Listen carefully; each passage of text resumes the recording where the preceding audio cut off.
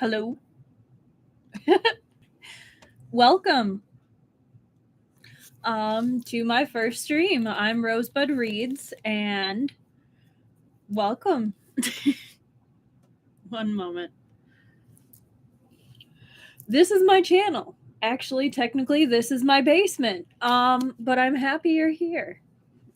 This is nothing too formal of a channel. It's just something I decided to do because I love books, especially Danmei, and want to share that with you. So come and grow a garden of words with me. Anyway, we're gonna wait and see if anyone shows up. I'm not sure if anyone will, but we'll give them about a minute until then. A little more about the channel. As I said, we're going to primarily be reading Danmei, which, if you don't know, is BL or boy love. Usually very pretty boy love. And it's a variety of genres within that. And the one we will be reading today is called Little Mushroom. It is by Shisi, and it's translated by Xiao. I have no ownership over this other than this physical copy. I claim no ownership, nothing like that. But we are going to be reading it. It is a bit mature, so it's 17 plus. So keep that in mind. But with that said, let's go ahead and get started. All right, Little Mushroom. Judgment Day. Chapter 1. You're just a tiny little mushroom. The cave was dark and damp, with only fluorescence from the plants providing illumination. Tangled vines cling to the cliff face. Deep green, purple, and inky black, they resembled snakes tied into large knots. A black insect with 6 stiff wings and 3 proboscises barged into the cave, its flight path erratic. In the next second, a massive dark purple bulge suddenly appeared amidst the tangled vines and swiftly split open, mouth-like, before snapping shut around the flying insect. The vines gradually began to wiggle, and the part that had bulged out retreated bit by bit, till it returned to its original state. Within the cave was a sound like that of flapping wings. A drop of mucus, translucent strands trailing in its wake, fell from the ceiling and plopped onto the sticky moss below. The moss began to subtly squirm. The drop of sparkling mucus vanished into the ground as it was rapidly absorbed. In a corner lit up by the fluorescence of green fungi, a tide of white poured forth from the crevices in the rocks and soil, blanketing a large area. It was now snow-white mycelium. It grew, spread out, and extended hundreds of millions of tendrils, then crept towards the center of the cave, gathering together, merged in elongated form of a figure. A single foot stepped upon the thick and delicately soft moss and sank down into it, leaving only a snow-white ankle visible. Anji, that's another thing. I will say I'm going to do my best with names. However, I am not a native Chinese speaker, so we're gonna hope and pray. All right. Anji looked at his ankle. Though his human body was sustained by a skeleton, muscles, blood vessels, and had mobile joints, it was not flexible due to the human skeleton's limitations. Layers of creatine formed round and translucent fingernails. There were vestigial remnants originating from the sharp claws of beasts. He lifted a leg and took a step forward. The damp, springy moss pressed down by his foot gathered together again after he left, looking like earthworms standing erect. This time, he stepped on something different. A skeletal human arm. In the darkness, Anji looked at the skeleton. Fungi and vines had already taken root in the depths of its bones. Deep green vines wound around the hip and leg bones. White, colorful small mushrooms resembling flowers in bloom grew upon the ribs. Fluorescent mushrooms emerged from its empty eye sockets and sparse teeth. The green glow they gave off was like fine, shifting sand, very blurry in the misty cave. Anji looked at it for a long time. At last, he bent down and picked up a backpack made of animal skin that had been lying next to the skeleton. The contents of the backpack were unaffected by moisture. There were a few articles of clothing, human food, and water, a blue electronic chip half the size of a human palm that was engraved with a string of numbers. 32611705514. 3 days ago, the skeleton was still a live human. 32611705514. The young human rasped brokenly as the weak green fluorescence illuminated the contours of his face. My ID number. This is my ID card, and only by having it can I go back to the human base. Anji asked, "Can I help you go back there?" The human smiled, and the fingers of his right hand dropped to the rest at his side. The chip tumbled from his hand and disappeared in the uneven moss. As he leaned back against the crags, he lifted his head and pressed his left hand to his chest, where a huge wound had opened up. Pale splinters of bone pierced through his chest, exiting from his back. The surrounding skin and the surrounding skin had already festered. Part of it was pale gray, with cottony flesh covering the surface of the bone splinters. The rest exhibited a blackish-green hue and released a continuous drip of dark liquid in time with the rhythm of his breathing. Yeah, he's not getting out of that. All right. After taking a few breaths, he said softly, "I can't go back anymore, little mushroom." Ooh, title drop. His shirt was dyed through, his skin looked pallid, his lips were chapped, and his body trembled at irregular intervals. Anji looked at him, unsure what to say. In the end, he only murmured this young human's name. Anzi? You've just learned the human language now. The human looked down at his own body. Apart from pus and blood, he was also covered with snow-white hypae, which were part of Anji's body. Anji's body. The hypae meandered along, adhering securely to the wounds on Anji's limbs and torso. The mushroom's original intent was to staunch the dying human's bleeding, but the hypae also instinctively absorbed and digested the fresh blood that flowed out at the same time. You learned so many things just by eating my genes, huh? The pollution index here is indeed very high, the human said. Fragmented scraps of knowledge unfolded within Anji's mind. After a 5-second-long conversation, he understood that the pollution index referred to the speed of which genes transformed. Ooh. Now, human genes were flowing into his body along with Anzi's blood. Perhaps, once I'm dead and you've completely eaten my body, you'll attain a lot more things. Anzi looked at the cave ceiling, a smile tugging at the corners of his lips. Then it seems that I will have done something meaningful as well, although I don't know if it will be good or bad for you. Without saying anything, Anji moved his entire body towards Anzi. He hugged Anzi's shoulders with his newly grown human arm, and many hypae flowed forth and piled up next to Anzi to support his sagging body.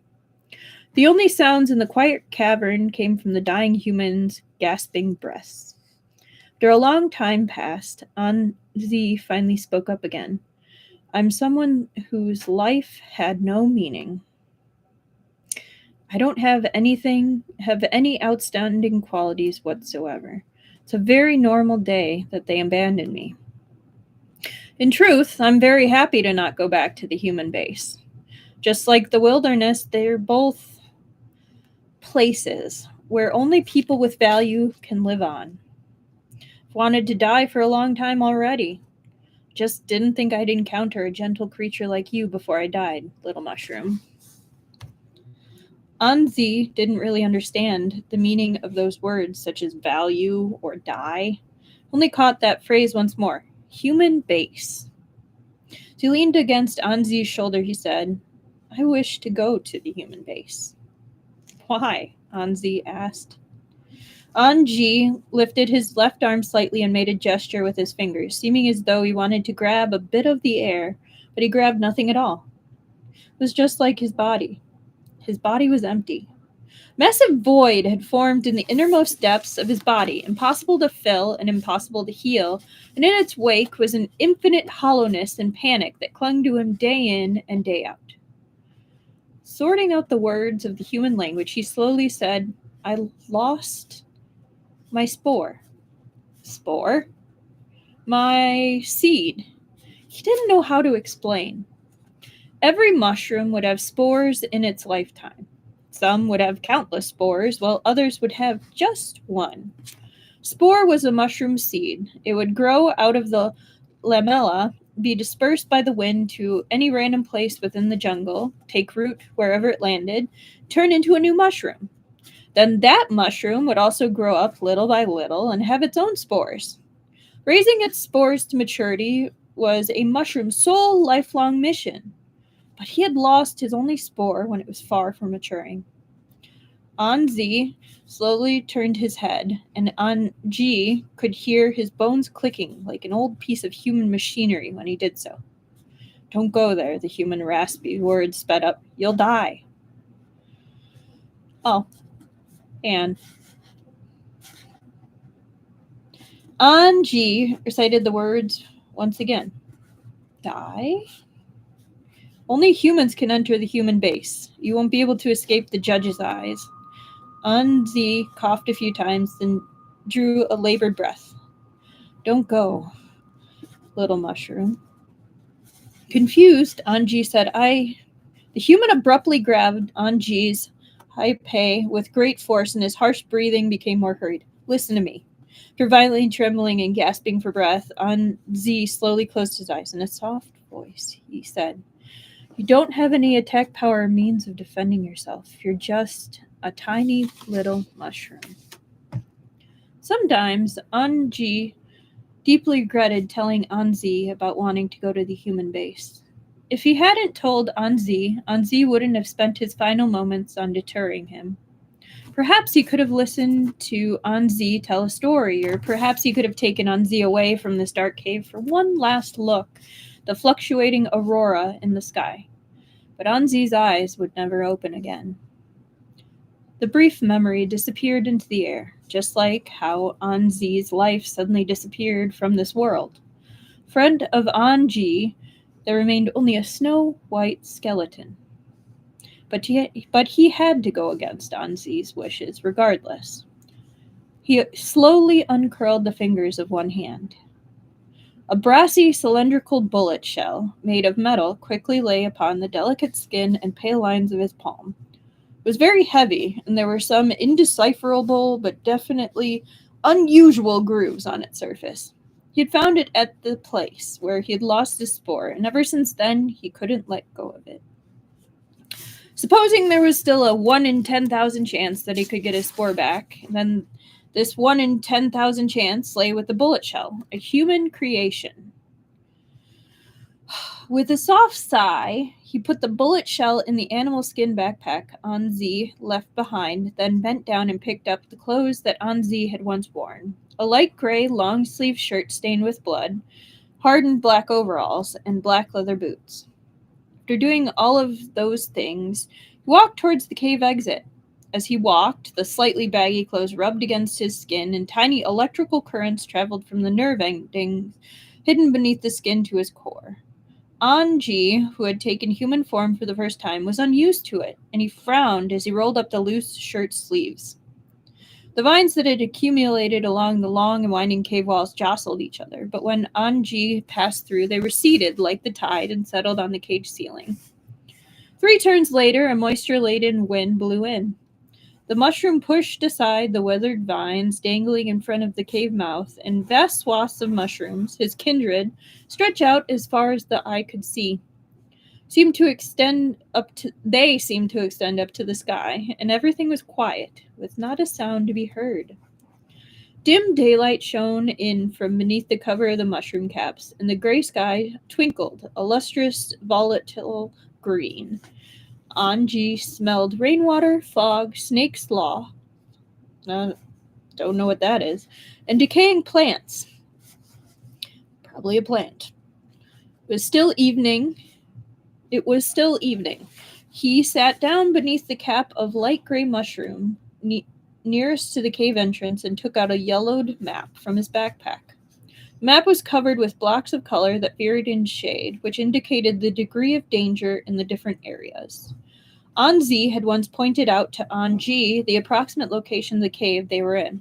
It was the darkest part of the entire map, which meant that it was a region that boasted 6-star danger and pollution levels.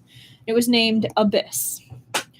On the map, the area containing the abyss had also been marked with many strange symbols, so Anji checked them one by one against the legend in the lower right corner. The marks meant that within the abyss were scattered dense growths of mushrooms, cannibal vines, cannibal shrubs, simple mammalian monsters, hybrid mammalian monsters, common reptilian monsters, poisonous reptilian monsters, winged monsters, amphibious monsters, hybrid polymorphic monsters, humanoid monsters, and so on. At the same time, within the abyss, there were also geographic features such as canyons, hills, mountains, abandoned human cities, and the remnants of roads. Top of the map corresponded to north, and his gaze traveled all the way up. The upper right of the colorful map, there was a pure white area marked with a bright red star, and the area's name was written to the right of the star, Northern Base. The green lights in the sky intensified, and the color behind it darkened little by little into pitch blackness. At midnight, Anji managed with difficulty to recognize the stars in the sky. He knew the brightest one was called Polaris and could be used to navigate by.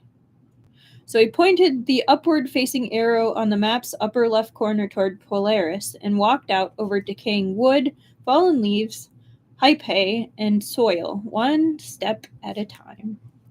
Although it was nighttime, it wasn't dark. In the sky, those shifting green lights, human called them the aurora, illuminated everything up ahead, and all Anji could see was mushrooms.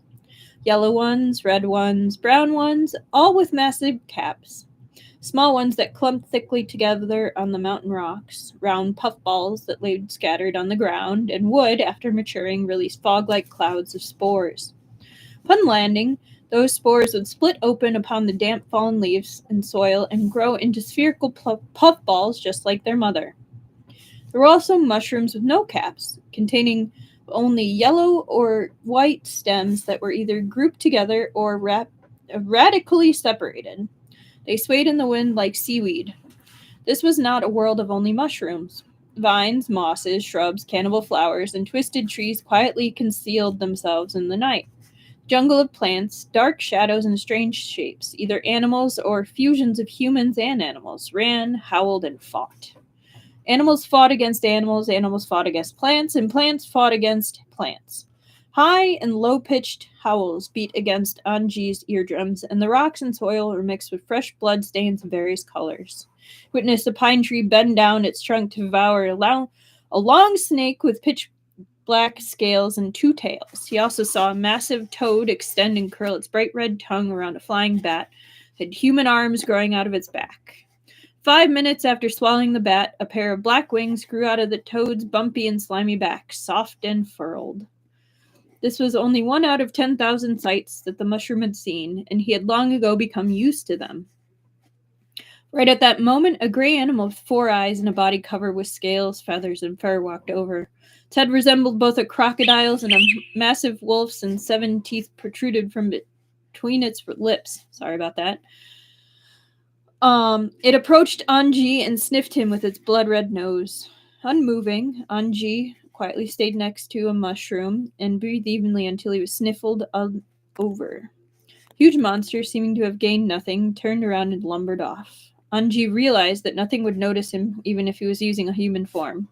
Perhaps because mushrooms could be found all over the place, here lacked nutritional value, weren't aggressive, and sometimes even contained toxins. So he and they seemed to be creatures from two different worlds, peacefully coexisting. Perhaps Anzi had been correct. He was a tiny little mushroom. Oh, I am totally off focus. Oh well. Are you able to hear? That's the end of chapter 1, by the way. Is it coming in clear?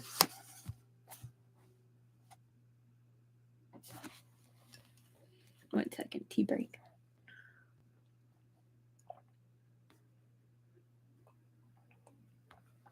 Okay. I hope it's coming in clear. I'm going to continue reading now. Actually.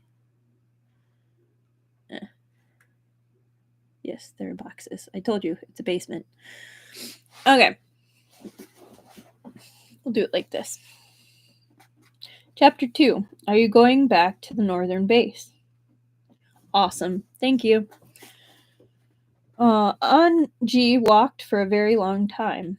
Many nights and days later, the distance he had traversed on the map was merely the width of a human pinky nail, while the remaining distance to the northern base was the length of an entire finger.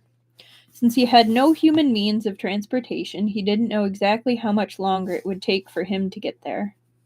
At last, he noticed the damp and gloomy smell fade away and felt the soil beneath his feet firm up.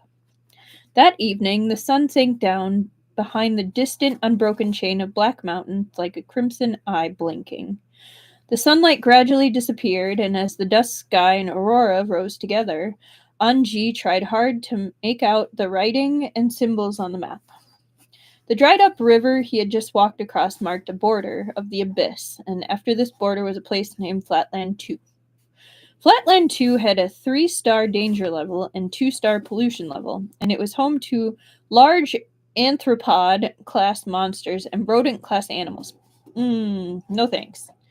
The land, no longer filled with mushrooms, was dominated by common low shrubbery instead. His feet... Oh, hang on. Yes. Indeed, the abyss's uneven terrain, the commonly seen rifts, and the entangled shadows of towering trees that appeared late at night were all gone. One could take in the view of this place with a single glance, a flat and boundless twilight. But Hanji felt uneasy. Flatland 2's dry air seemed unsuited for the survival of mushrooms, and he could not find... And I'm going to turn that off. Hang on.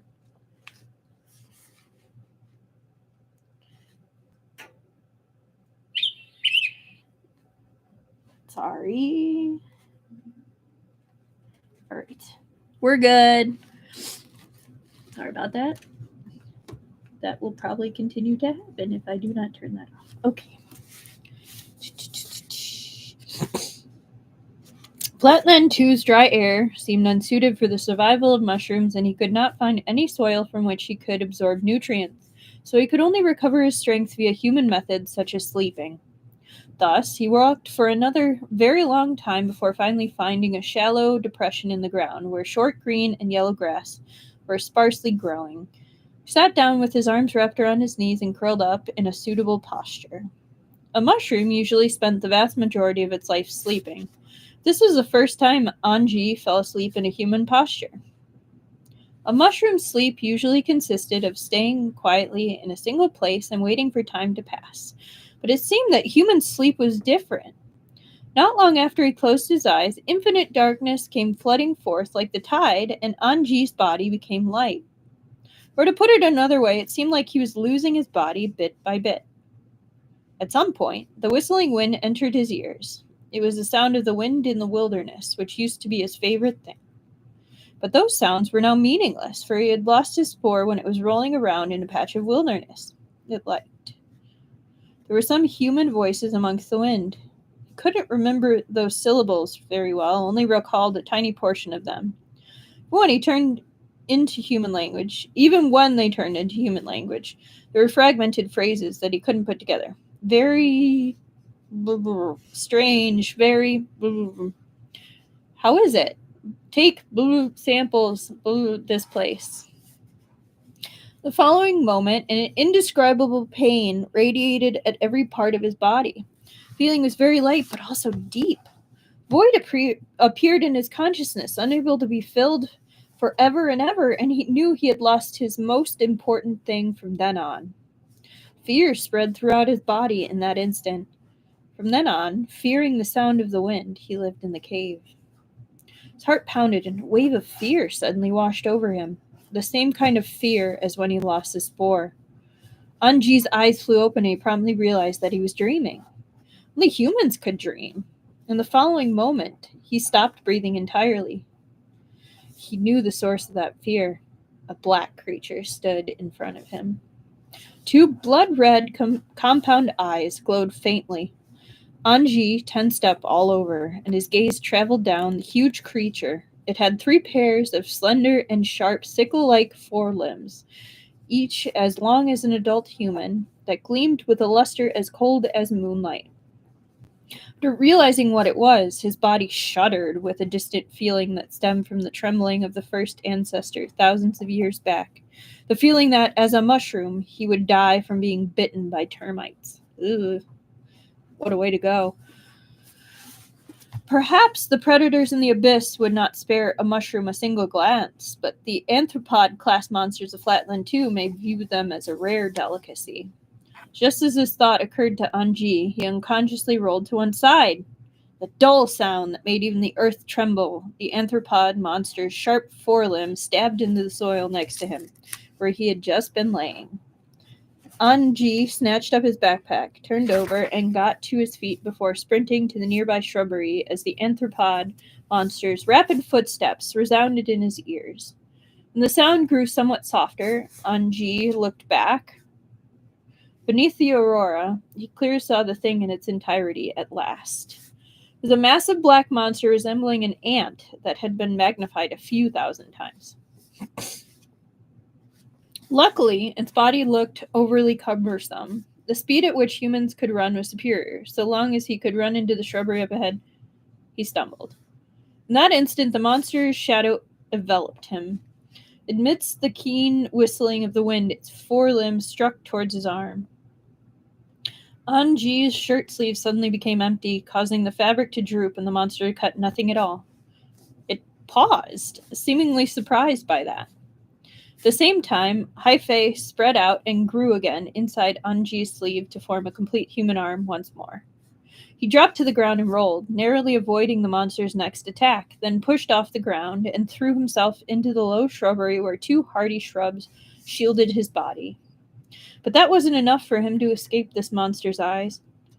Anji took a few hurried breaths and his body began to transform. The outlines of his arms, fingers, and all other extremities became undefined, and something heaved below the surface, turning more Haipei-like as he prepared to escape via more agile means. Right at that moment, bang!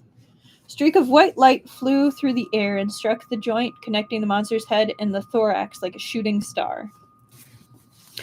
After the dull sound of the impact rang out, the white light suddenly exploded with a flare of red mixed in.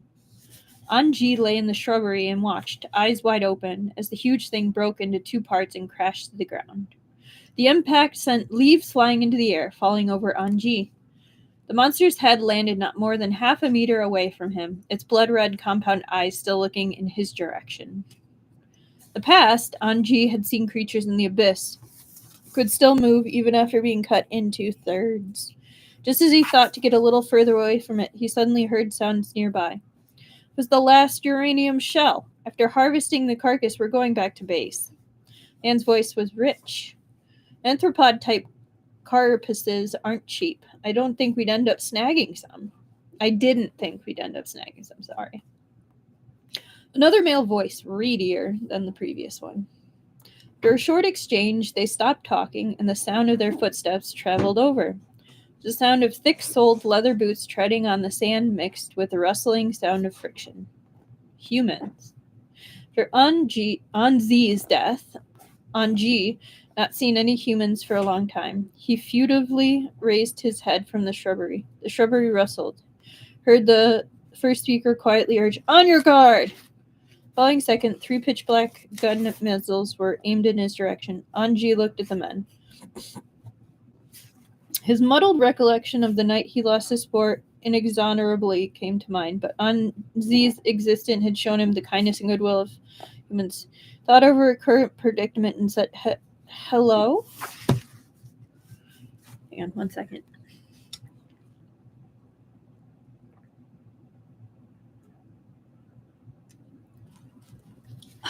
Tea.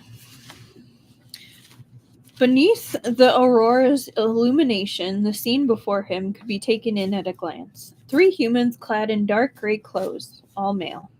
Wrapped around their waists were wide brown belts with magazines for their guns tied to them. The man standing in the middle towered over the other, shorter 2. Been the one speaking just now about uranium. His voice was very clear as he asked, "You human?"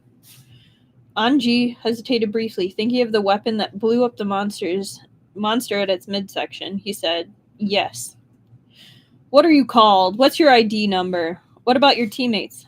"Anji, 32611705114.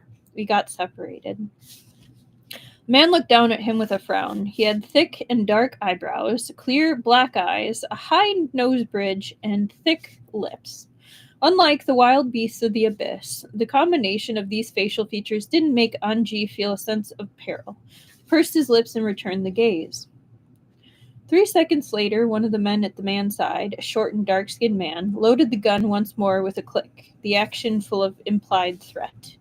Looked at Anji and said, his voice low and words fast, "Take off your clothes." Ooh. Hey. Sorry. Alright, let me find my spot. I got lost. There it is. Anji stood up from the shrubbery and undid the first button on his gray shirt and then the second, revealing the skin at his neckline. His skin was a smooth, milky white that looked a bit like the color of his hype. Heard the third man whistle. Man had pallid skin tinted with a red flesh and blonde hair, as well as many wrinkles on his face, which were signs of human aging. Man's eyes, gray-blue and turned up at the corners, were looking straight at him. Anji lowered his head, undid the rest of the buttons, and took off his shirt. The blue-eyed man walked closer to him, whistled a second time, began to examine him from top to bottom. The man's gaze was very sticky, similar to the saliva of the animals in the abyss. After examining Azi once, he looped around to Anji's other side. Then he seized Anji's wrist and swiped the skin there with his fingers. With his thumb rubbing against Anji's wrist bone, he asked in a slightly piercing voice, "What's this?" Anji looked down at the back of his hand and wrist. There were some random and irregular red marks there, which were scratches he had gotten from the shrubbery he was dodging the monster's attack earlier. Turned his head, using his gaze to indicate the shrubbery behind him. Leaves. Hang on. I just want to see. I feel like I've got, no neck. Well, there I am. All right. What's this? Leaves.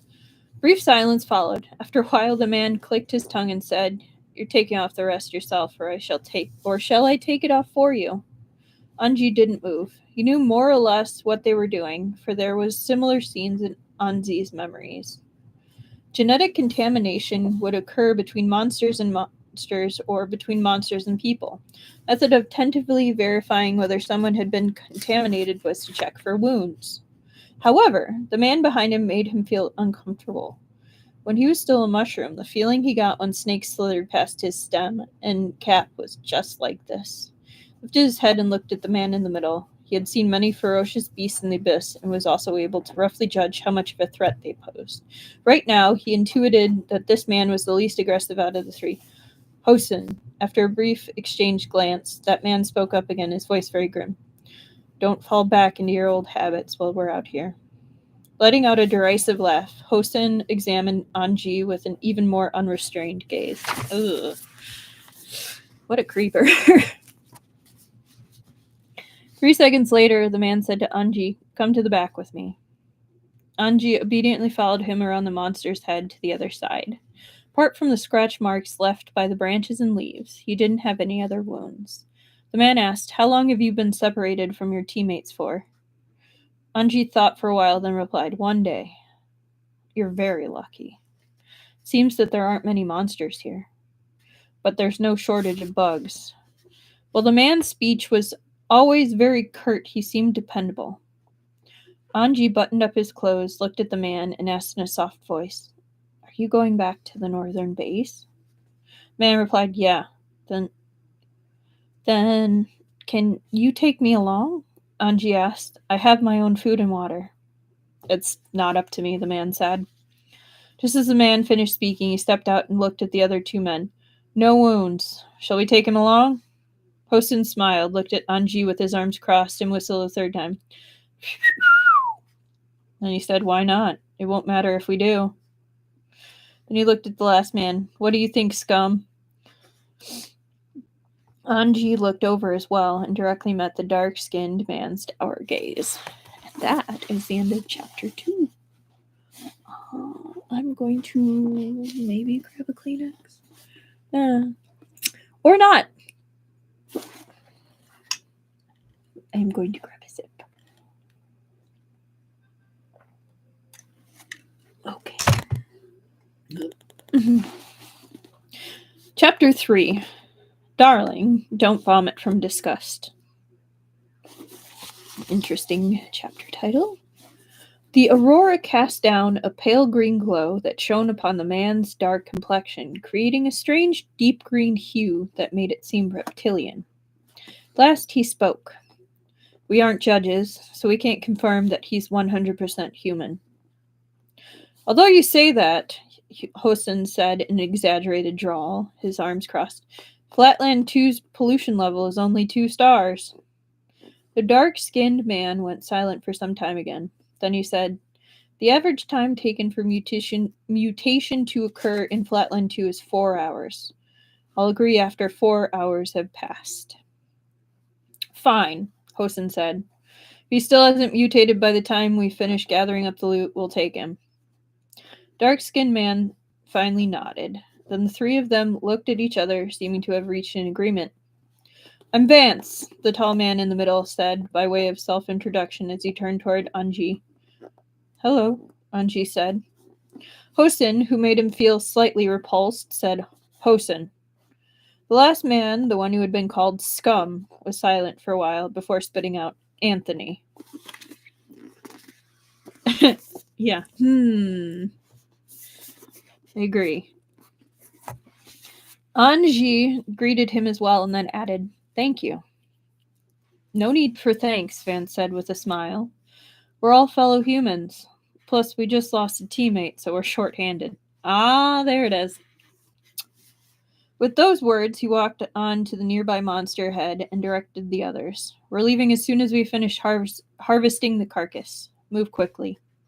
As he spoke, Vance took out a pair of gloves and a long dagger from his backpack and tossed them to Anji. "You go remove the legs." Anji caught the item, obediently responded, and walked 10 or so paces forward before stopping next to the monster's head body, put the gloves on, and began to examine it. The anthropod's body was enormous, and its carapace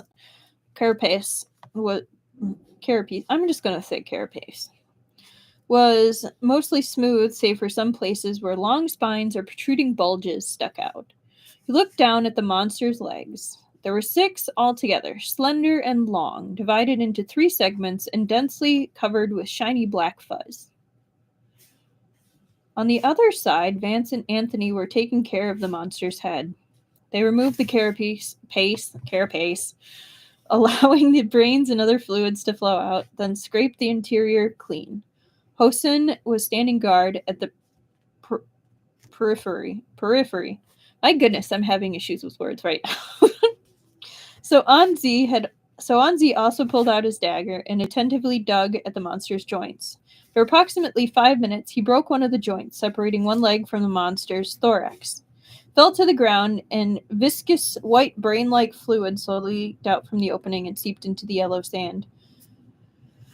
He heard Hosen say in a mocking voice, "Darling, don't vomit from disgust." There it is. Anji didn't react, choosing instead to quietly continue digging at the next joint. Not only did he feel nothing regarding this monster, he even felt that it was much cleaner than those animals that lived in the abyss. But Hosen seemed to have no plans of letting him off the hook. Footsteps sounded behind him as Hosen walked over and pressed down on Anji's shoulder with his right hand, fingers sliding over it. "How old are you, sweetheart?" He just gives the ick. Just the ick. Anji heard a sort of greed in that tone, the greed of animals in the face of food. Based on his limited understanding, humans wouldn't eat their own kind. Calmly replied, 19. Anzi was 19 this year. He had consumed Anzi's genes, so he was probably 19 or so as well. Anzi. So we're talking about Anzi, not Anji. Ah. "But you look to be only 17, Hosen said with a sharp voice with a raspy undertone, his snickers muffled in his chest. Anji frowned, unsure on how to answer. "Hosen." Right at that moment, Vance's voice came from nearby. "Focus on standing guard." Hosen made a contemptuous noise, then squeezed his shoulder a bit more before leaving. Anji once again realized that among humans, each individual may have different characteristics. For example, Anzi was different from the humans who dug out his spore, and Vance was different from Hosen. He felt very grateful to Vance for stepping in when he did. Yeah, me too. He lowered his head and continued to dig at the joints, dividing each leg into 3 segments. After he finished, he neatly stacked them up. The thing's carapace had a metallic sheen and was hard as stone, so they made crisp clacking sounds when they were stacked together. I got you. There you go. By the time he removed all 6 legs, Vance and Anthony had also finished taking apart the head and came over to his half of the body. Vance took a look at the neatly stacked legs on the ground and smiled. "You're pretty diligent," then said to Hosen, "Drive the car over here." Without saying anything, Hosen turned and walked away. What's this? Oh, yeah. Okay. Anji stood to one side and watched Vance and Anthony get started on the monster's thorax. He asked, "Do you need my help?" Vance, holding a black pincer-like tool the length of a human's lower leg in his gloved hand, asked, "You haven't come out here much, have you?" "Mm-hmm," Anji replied. "Then you can just wait over there to the side." Vance pried away the piece of armor at the junction between the monster's thorax and abdomen with the pliers. The edges of the armor were irregular, forming a sharp black spine where it met the other pieces of armor. Hang on. Sorry, I'm got a bubble. Okay, let's just start that sentence over. The edges of the armor were irregular, forming a sharp black spine where it met the other pieces of armor, flashing with a chilly gray luster. Vance said, "This thing has a lot of spikes. It's easy to get pricked if you don't have any experience handling them. Flatland's 2 pollution level isn't high, but it is still possible to get affected this way." Anji obediently took a few steps back and watched them circle around the carcass and dismantle it at various points. They lifted away one piece of black carapace after another, and white viscera and organs spilled all over the ground. I'm just intrigued that it's white.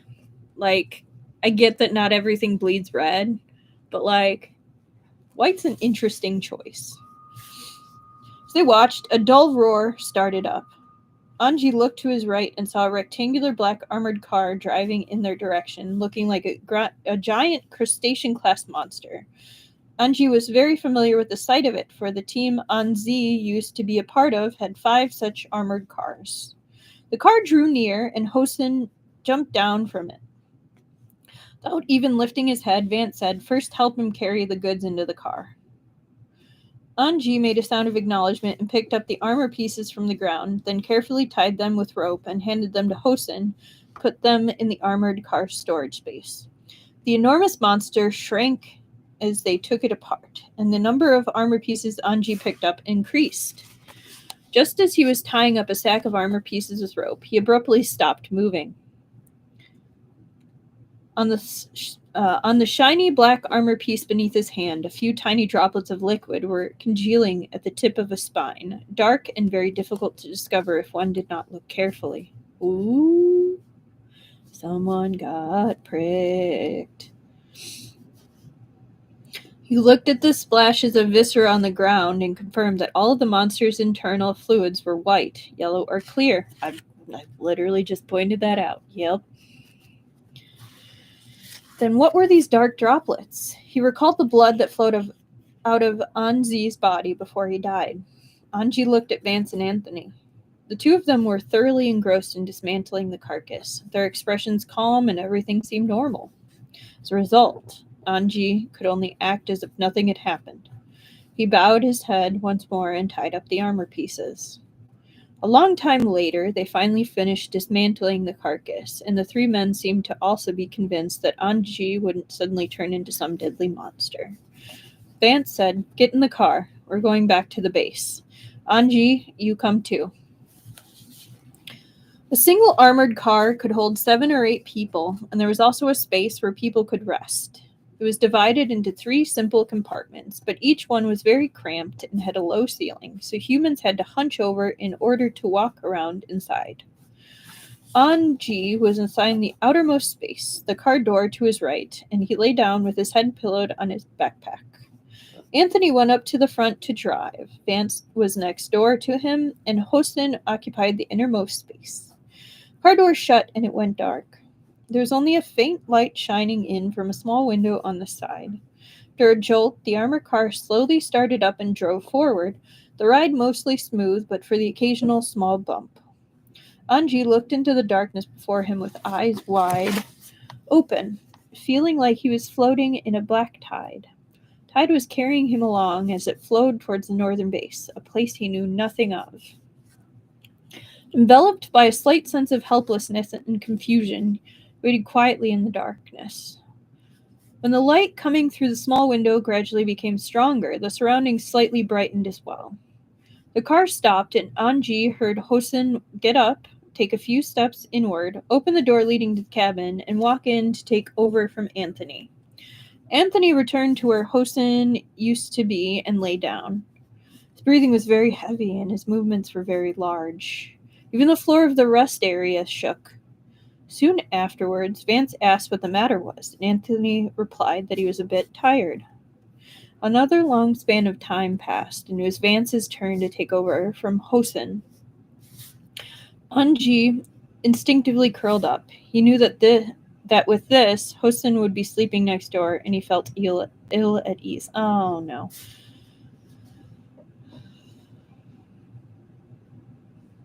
Oh, boy. We're going to need some tea for this part.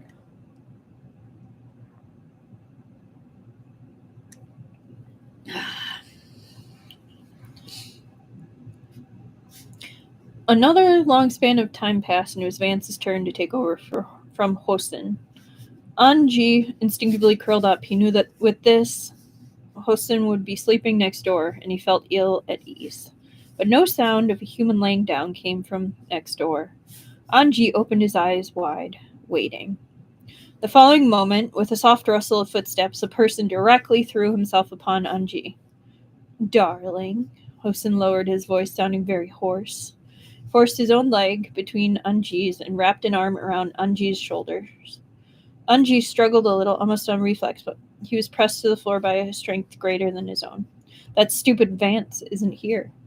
I know what you do. I've been with more mercenary teams than he's laid eyes on." The struggles just now took up no small amount of Anji's strength, and he panted for breath. "Please don't do this." "Don't do what?" Hosen smiled. In the dark environment, his smile looked very malevolent. Anji didn't reply. Hosen lifted the hand that he was pressing down on Anji's shoulder and made to undo his belt. He could... Oh, boy. Well, I guess we're going in this direction, friends. He could hold Anji down firmly with only one hand, which seemed to please him greatly.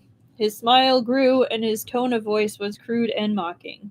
Darling, what can you do with such little strength? You don't know how to drive and can't use heaven weapons. When you run into a monster, all you can do is wait to die.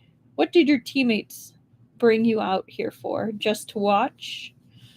Yeah, we all know what he's implying. Yeah. As he spoke, he grabbed Anji's neck and leaned in close. His stubble-covered cheek pressed against the side of Anji's neck, and the acrid smell of smoke drifted from him. I've seen plenty of little whores like you, but it is the first time I've seen one so beautiful. What mercenary team were you a part of before? Classy. So classy. As Anji violently gasped for breath, Hosen pressed him down tightly and ran a hot, wet tongue over Anji's skin. Anji turned his head, coughing from the smell of smoke, and continued groping around in the darkness with his right hand until he finally touched the dagger Vance had tossed to him earlier. Right at that moment, 2 compartments away, a huge noise came from where Anthony was. It sounded like something had been knocked over onto the floor. Don't be impatient, scum, Hosen left out. It'll be your turn soon enough. His words seemed to have no effect because footsteps approached. Soft curse, Hosen pulled Anji up and pressed him against the wall of the car, then yanked at his collar shirt. Anji no longer resisted. Clutching the dagger in his hand, he looked at the dark aisle in silence. His white hype quickly spread out on the floor beside him, seemingly preparing for something. The following second, all of his movement stopped. A monster with a human torso and 3 pairs of slender legs protruded from its back slowly walked through the aisle, dragging furled soft wings behind itself, and 2 black-red compounded eyes atop its head glowed faintly. Thank goodness! Eat him. Come on, eat him. The thing's skin was black, the color of Anthony's skin, but the shape of his human face had already become distorted. Place where his eyes used to be was covered with densely packed brown scales. The nose extended down at a slant to form a massive cleft. The mouth area protruded outwards with a long and curled black tube extending from the middle. Stopped walking, and the edge of the wings scraped against the walls of the car, making ear-piercing sounds. What are you doing, Anthony? Hosen asked, his voice full of dissatisfaction, not fond of being watched. Saying that, he lowered his head again and settled on top of Anji, who felt a set of teeth bite down, junction between his neck and shoulder. The teeth worried at his skin, suffusing it with a slight pain. He was in no position to care about it. Tensed up all over, he faced the monster Anthony had transformed into. 1 second, 2 seconds, 3 seconds. The wings behind Anthony vibrated slightly, and his proboscis curled and uncurled in the air. Scared, Hosen, who was lying on top of him, seemed to have felt him stiffen up, muttered an inarticulate curse. What are you acting for? Then he grabbed Anji's waist with an unyielding grip and bit down hard on his skin. Right at that moment, the buzz of vibrating wings, Anthony placed his 6 thin, long limbs on the floor, leaned forward, and gathered energy as he sank down into a crouch. Then, just like a sleek spider, he rushed towards them. The wind whistled in the cramped space. Anji's eyes went unfocused in a split second, and his body instantly transformed into a soft and agile mushroom form. His hype fluttered about in the compartment, filling almost the entire space and momentarily blocking Anthony's line of sight. Immediately afterwards, Anji felt the human on top of him first stiffen for a moment and cough a few times, then begin to flail all of his limbs. Fuck, what the... He looked down and saw Hosen snapped countless soft hype with a single bite, which had then choked his windpipe and esophagus. When he coughed, he looked panic-stricken and pained. Good, I hope you choke. At the same time, countless more hype were cut apart by Anthony's forelimbs. They were soft and easy to break, lacking the slightest durability, so they could win no more than a 5 or 6 second long window to make an escape. He estimated the distance between himself and Anthony, then swiftly used his hype to roll up his clothes and float out from the chaotic space beneath Hosen, gaining his freedom. His snow-white Haipei surged towards the door like a snow-white tide. So there he changed back into human shape and pressed the switch near it. With a dull sound, the car door sprang open. He instantly retracted all of his Haipei, then reached out with one hand to forcibly drag Hoisin's collar before rolling out. Two of them fell out of the car together and made a solid landing on the sand. At least it was safer here than in the cramped space of the car. However, mere moments later, Anthony stuck his head out from the doorway as well. Harsh buzzing started up. He first flapped his wings to fly 4 or 5 meters up in the air, then abruptly dove down towards them. Right when he flew up, Anji had swiftly gotten to his feet and ran away. We saw Hoisin simply lie on the sand, his gaze unfocused, and Anthony's sharp forelegs pierced his chest in an instant. I mean, are we really upset about that one? Because, I'm not. He was a creeper and more. So, ooh, no. Oh, no. And continuing. In the abyss, Anji had seen the ways by which many monsters hunted and escaped, so he knew how he should escape and thought Hosen knew as well. But it wasn't until the moment when blood spurted out that Hosen seemed to come alive suddenly. Yelling, he grabbed Anthony's front legs with both hands and madly kicked at Anthony's body, which had become a long black pupa, with both feet in an attempt to retreat. The ground rumbled. Anji spun around and saw the armored car, which had already driven quite far away, make a sharp turn and head back towards them. To finally notice something was wrong. That took a little bit of pickup time. I'm a little surprised about that. He took a few breaths and began running towards the armored car. Vance's worried expression was visible through the car's window. Before the armored car reached Anji, its door had already sprung open. The armored car passed him. A pair of strong arms wrenched him up from the ground, and he scrambled into the driver's cabin in tandem with Vance's movements. Swiftly tossed him to the other side of the cabin, then slammed the door shut. Anji said, There's no saving them! Vance once again yanked the steering wheel hard, and the armored car back to its original direction. With the accelerator pressed to the floor, it sped northward. Anji leaned back against the front passenger seat, panting. Catching his breath a little, he looked in the rear-view mirror. Mutated Anthony and the mortally wounded Hosen were tangled up together and rolling on the ground. Anthony lifted his forelimbs, then brought them plummeting down to pierce through Hosen's torso and nail his body to the ground. Then it lifted its head and looked in their direction. Approximately 5 seconds later, it seemed to have given up on chasing the armored car. It lowered its head and its long, slim proboscis pierced Hoisen's head. After another fit of convulsions, Hosen's body went utterly slack. The car drove very quickly. Before long, their figures had disappeared in the yellow sand and shrubs, never to be seen again. Vance asked, Anthony mutated? Anji turned his head to look at Vance and saw that the rims of his eyes were slightly red. Bowed his head. I'm sorry. Still alive, but Vance had lost 2 teammates. What are you sorry for? Vance forced a smile. When we come out here for work, people often die. I'm used to it. Maybe the next one to die will be me. But Anji, we're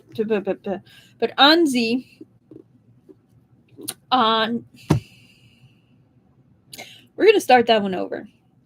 But Anji truly did feel guilty.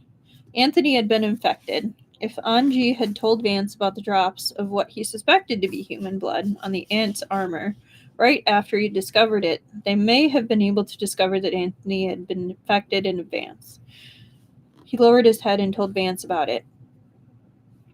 Vance was silent for a while before he lowered his voice and said, What Anthony changed into wasn't an ant. May have been infected earlier. Before we ran into you, we encountered a swarm of mutated mosquitoes.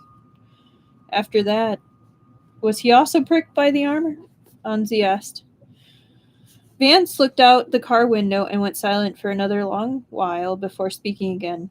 Flatland 2's pollution level is very low, 2 stars, so one might not be infected from getting pricked or slightly wounded. But if they speak up about it, they'll be abandoned by their team for sure. So many people won't do so until after they've been wounded. voice grew a bit softer. Because they want to go home. Then what about Hosen? Asked Anji. They had discovered that Anthony had been infected in advance. Hosen might not have died. Don't take it to heart. Hosen's death wasn't an unjust one. He lit a cigarette and took a deep drag. He's done no small number of wicked things and had the blood of at least 5 people on his hands. This time, if it weren't for the fact that we were truly short of hands, Anthony and I wouldn't have worked with him. What was he doing at the time? Bullying you? It's one way to put it. I'd say it's a little more than that, but Anji said nothing, and Vance turned his head to look at him. The twilight, the boy's contours seemed both quiet and peaceful, like a crystalline drop of water. For this sort of person to appear in the perilous wilds, perhaps he was dealing with unspeakable difficulties, but Vance didn't ask. Likewise, Anji didn't know what to say to Vance. Just thinking of what happened prior to Hosen's death. At the very beginning, Hosen seemed to have briefly lost consciousness, only coming around once he had been stabbed. What had Hosen done before that? He had bitten a mouthful of hype. Anji frowned. He actually didn't know whether his mushroom self was poisoned or not. Now he suspected that he was a poisonous mushroom. Well, I mean, that's one way to find out. Better to know now, I guess. Now, as they continued forward, the vegetation became scarcer. Boundless desert, there were no animals whatsoever, only their armored car traveling alone. At night, when the aurora appeared in the sky again, Vance intended to stop the car and rest. He stubbed out his cigarette on the steering wheel, then opened the door connecting the driver's cabin and the rest area and jumped down. Pitch black rest area, his voice rang out. Sleep first. We'll arrive at the base after driving for another day and a half. Anji came to the door as well. Have a broader field of vision, the driver's cabin was very high up, whereas to save space for the storage compartment, the rest area was towards the bottom of the car and very low. The height difference between it and the driver's cabin was more than 1 meter, so he had to jump down. He stood there, slightly hesitant. Merely 3 short seconds later, Vance seemed to have noticed his hesitation and said, "Sit there first." Anji followed those instructions and sat down on the edge, his legs dangling. Vance reached out to hold his upper body and helped him down. Anji landed steadily on the ground and said in a small voice, "Thank you." "No problem," Vance smiled, and a slow affection came through in his voice. My younger brother was afraid of heights, so he'd often be like this too. He was about your age. Anji, doing his best to grasp the rules of human communication, asked tentatively, "Does he also come out into the wild with you?" "Mm-hmm," Vance said. "We used to always be together. But not this time?" "He's dead," Vance said. "It's been 2 months since he was killed by a judge at the entrance to the base." Judge. This was the 3rd time Anji had heard that word. The first time was from Anzi. He was trying to dissuade Anji from going to the human base, saying, "You can't escape the judge's eyes." The second time was from Anthony. He hadn't wanted Anji to join the team, saying, "We aren't judges, so we can't confirm that he's 100% human." In the memories he obtained from Anzi, it seemed to be a word that appeared very frequently.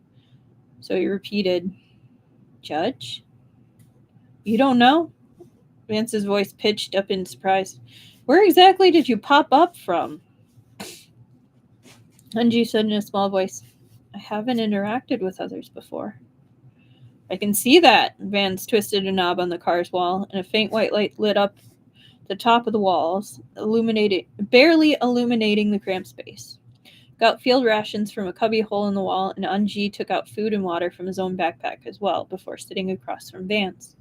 Heard Vance say, "The base has a system called Arbitrator's Code, after which came an organization under the jurisdiction of the military." That's a fun sentence. "It has a very high rank, and it's called the trial court. The members of the trial court are judges. They usually take shifts at the base's gates, and every one of them is licensed to kill, so it won't count as breaking the law when they kill people. After listening to this sentence, Anji dimly recalled that he had found something related in the memories he obtained. He said they determine whether the people entering the base are human or infected ones. Mm-hmm, Vance replied. In addition to the kind of infected ones that can be distinguished on sight, there are also some that can't. The mutation process hasn't yet started, or the mutation's level is too high. So there are no differences from humans on the surface. Base calls those kind of people xenogenics. Anji opened his eyes wide. If that was the case, then he was a xenogenic. Vance undid his jacket and put it aside, then twisted open the water flask's cap and continued speaking. The base is too densely populated. After xenogenics enter the base, they will go on a killing spree, and following that will be large-scale infection. Trial court's responsibility is to determine if every single person entering the city is human or xenogenic, and the determining process is called the trial. Then what happens after they discover a xenogenic? Anji asked. What else? Vance raised his eyebrows. They're shot on the spot. Without saying anything, Anji bowed his head and took a bite of the hardtack. He had just learned how to eat by human methods, but to him, human food was somewhat coarse. He swallowed, his mouth and throat would get scratched. He ate very slowly, but his heart beat very quickly. After a while, he asked, can they really identify all the xenogenics? Vance took a big gulp of water, leaned against the car wall, and closed his eyes. His voice carried a trace of despondency. Who knows? The dead can't prove anything. Nobody knows whether the people killed were really xenogenics or not. It was the case with my younger brother. Anji said nothing. Vance seemed to have answered a question that he hadn't asked, but he still listened quietly. That time, he came with me to Flatland 1, where the pollution level was lower than even Flatland 2's. Kept an eye on him the entire time, and I could confirm that he hadn't been wounded. Vance smiled, but his voice was raspy. We returned to the entrance of the base. The one on duty wasn't an ordinary judge, but their boss. Everyone calls him the Arbiter. Other judges will give their justifications for killing someone, but he doesn't have to. He doesn't need justification to kill anyone, nor does he accept any pleas. When it's the base's top brass, if he killed them, then that's that. It's like that on that day. He so much as glanced at my brother before opening fire on him. I didn't believe it, but there was nothing I could do. Sort of thing happens often. He killed many people, so there are many people in the base who despise him, myself included. Well, I know someday he'll kill me too. With those words, Vance looked at his own right hand in a daze for a while, then tossed the flask to one side. He lay down with his head pillowed upon his arm, but his eyes were still looking at the car ceiling. Last, he got back on track and answered the question Anji had asked at the very beginning. They'd rather mistakenly kill someone than let them pass. If a xenogenic really made its way into the base, it would be discovered for sure. In the entirety of this year, there's only been one xenogenic attack. Anji felt uneasy. To conceal this uneasiness, he closed his eyes and rubbed them with his left hand. Vance said, Go to sleep, kid. Anji lay down next to him. No matter how tomorrow turned out, at least he was safe tonight. There were no monsters and there was no Hosen. There was only Vance, who treated him very well. Before sleeping, he held the bullet shell in his hand and looked at the car door at the end of the aisle. Supposing he secretly opened the car door right now, got out, and returned to the monster-infested wilds, he could still live. He would not face the trial, and he would not be killed on the spot. He didn't know how long he could live, but it would definitely be for longer than tomorrow. Was the spore something more important than his own life? It was. To the creatures in the abyss, death was the most trivial thing. And in this short day outside of the abyss, he had witnessed Anthony's mutation and Hosen's death. Human lives were by no means precious either. Anji closed his eyes. He knew he had to go to the northern base. Early the next morning, they continued driving towards the base. Because only Vance was driving and he lacked energy, the rest times became irregular. They stopped to rest that afternoon and continued driving north at midnight on the third day. When the aurora began to dim and the sky was suffused with white, Vance said, "We're almost there." Anji looked forward. In the morning's gray fog, a round city gradually appeared from the horizon. City. He knew that word. Humans clustered in cities the same way mushrooms clustered in the rainy season.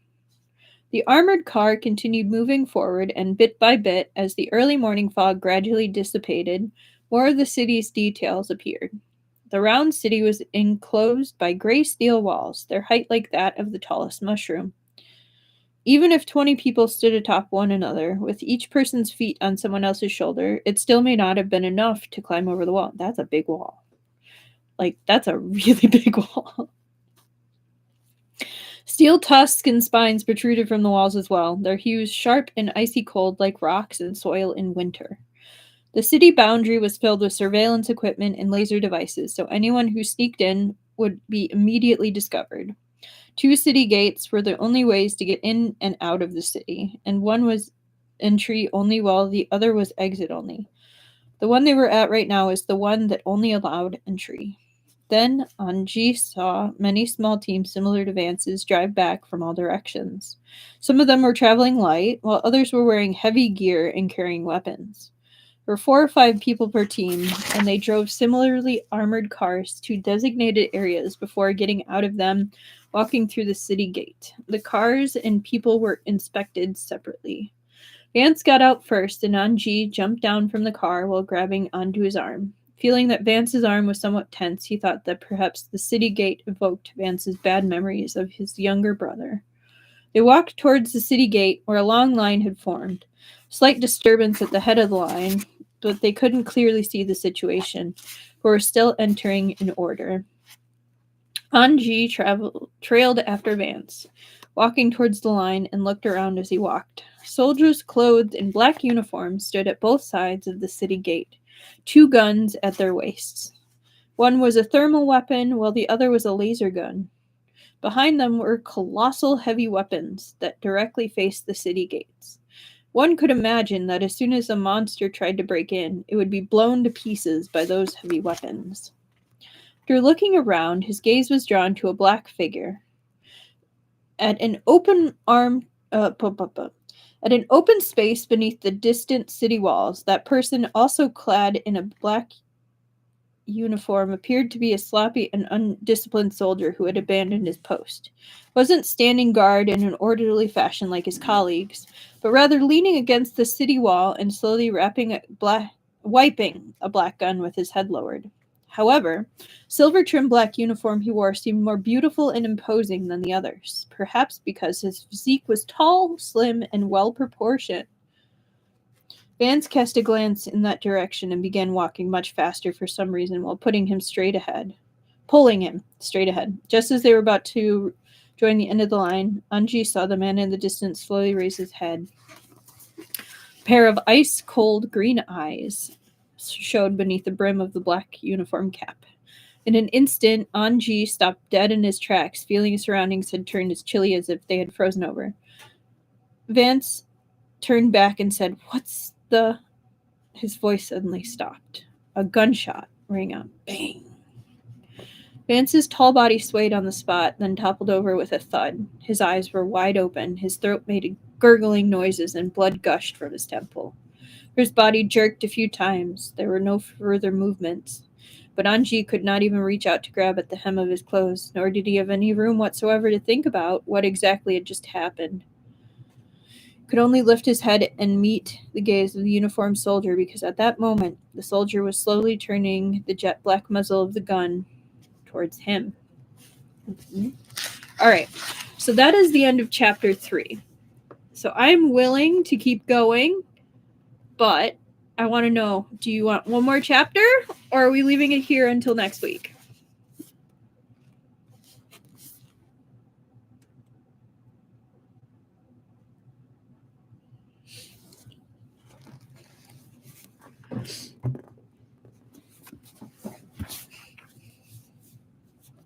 What are we thinking? I'm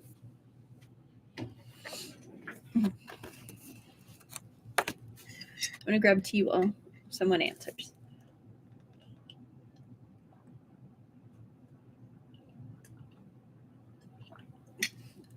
So I think I'm down for one more chapter if you guys are.